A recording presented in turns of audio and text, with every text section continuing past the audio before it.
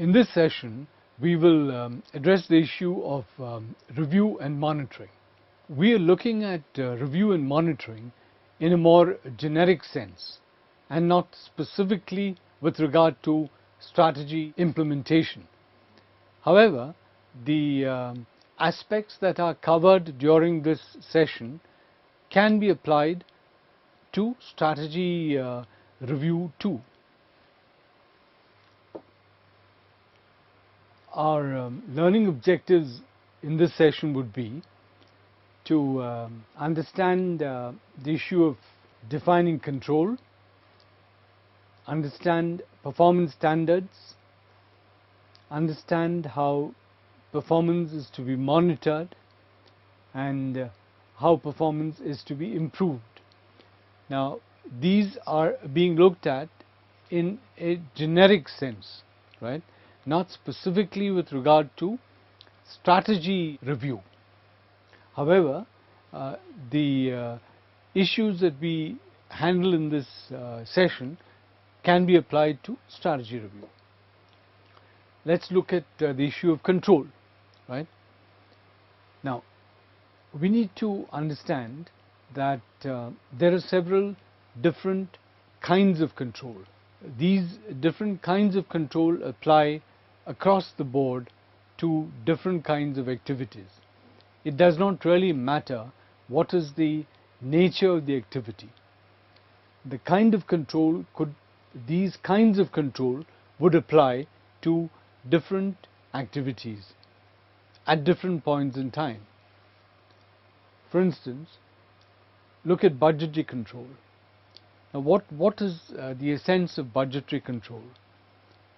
Budgetary control is converting that particular activity into inputs and outputs in a financial sense. So, budgetary control is converting the activity into financial terms. Another type of control is stock control. Now, stock control is easily understood when it comes to the issue of physical stocks. Stock control, when it comes to physical stocks, is what we understand as inventory control. However, stock control is a concept which is applicable not only to physical stocks, it's also applicable to human stock. Let's say a company which is keeping track of a number of people seeking employment in a particular area, right? Now, that company keeps track of a number of people and keeps them on the bench, as it were. Now, keeping people on the bench is an activity to which you can apply the concept of stock control. Just as you apply stock control to physical goods and use inventory control mechanisms, in quite the same way, stock control as a concept can be used to control the availability and control the release of human material. Then we have operations control. Now, operations control is typically understood in a manufacturing context. However, this is a type of control which can be applied across the board regardless of the nature of the operation. For historical reasons, operations control is understood in the manufacturing context. But operations control is not restricted to the manufacturing context. It could be applied in any kind of operation. And then we have quality control. This is the control of quality of the output. Here again, regardless of the particular activity where quality control is being applied, the principles of quality control would remain the same. Its application would vary depending on the nature of the activity. So, what we need to appreciate when we talk about control is that there are 4 broadly different kinds of control. Right. Now, let's look at the issue of performance standards. Okay, it's easy to understand performance standards as the E factors of performance. The E factors of performance, to begin with, is effectiveness. Performance in any area, performance across the board, one important criterion is effectiveness. Now, what does effectiveness mean? Effectiveness means to what extent is the objective of the function being met. Right? So, effectiveness is all about meeting the objective. The second factor of performance is economy. Economy is a question of how resources are used. Resources relate to time, relate to cost, relate to the use of manpower, the use of scarce materials.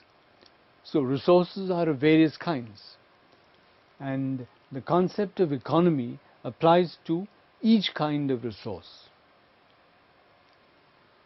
Efficiency. Efficiency is the third E factor of performance. As we saw in one of the earlier sessions, efficiency is a combination of effectiveness and economy. Performance must give effectiveness. Performance must be effective, and it must also be economical. So when you combine effectiveness and economy, you get efficiency, because efficiency is a question of output by input. Right? Now, output by input, output goes up when effectiveness goes up. Input goes down when economy goes up, and therefore efficiency goes up. Then there is the question of elegance. Right? Elegance is a very important factor. It's a very important factor of performance, because the same thing can be done in a crude manner, or it can be done in an elegant manner. And everybody appreciates elegance, right?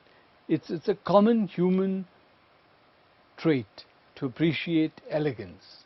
So anything which can be done elegantly should be done elegantly. And the fifth factor of performance, the fifth E of performance, is ethicality. This is a relatively recent entrance to performance standards. Of course, it is true that several performance indicators change historically, but the issue of ethicality has assumed much greater importance in recent times. We looked at, we mentioned in one of the earlier sessions the case of how Union Carbide, the accident at Union Carbide in Bhopal, the inefficiency displayed by Union Carbide at Bhopal resulted in its shares in the United States dropping by 30%. Right?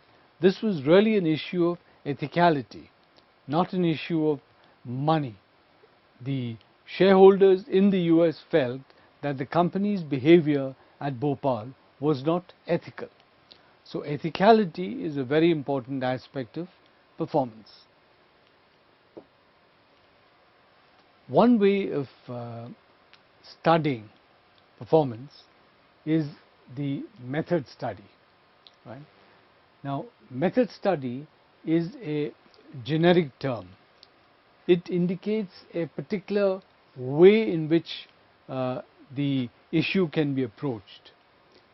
method study involves a systematic recording and critical examination of ways of doing work to find more effective ways. This is the crux of method study. Let's look at the various steps involved in method study. The first step is to put down the terms of reference. This is a very critical step because the terms of reference put down what is the objective of that study, right? So every method study must have a very clear objective.